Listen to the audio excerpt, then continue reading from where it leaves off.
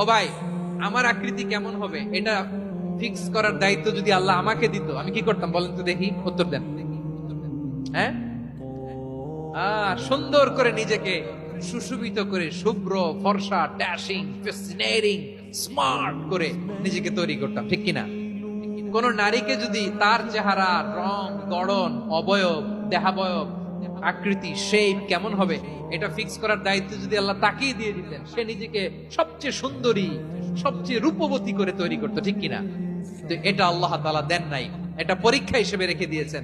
আল্লাহ কাউকে ফর্সা বানিয়েছেন, এটা তার জন্য পরীক্ষা। কাউকে আল্লাহ শ্যামবর্ণের বানিয়েছেন, এটা তার জন্য পরীক্ষা। কাউকে আল্লাহ নারী বানিয়েছেন, এটা পরীক্ষা। কাউকে পুরুষ বানিয়েছেন, এটাও পরীক্ষা। চিল্লায় বলেন আল্লাহু আকবার। সে আল্লাহ বললেন, গোলাম আমি হলাম মুসাউয়ের, আকৃতি দানকারী, the fashioner, the shaper, the designer.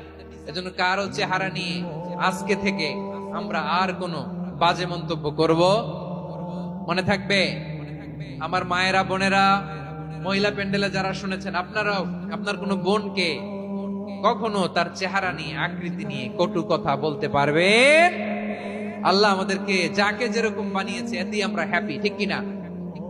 অন্যেরটাও বলতে পারবেন না, নিজেরটাও পারবেন না। আয় রে আমি এত কালা কেন, আয় রে আমি এত খাটো কেন, আয় রে আমি এত, এগুলো বলা যাবে?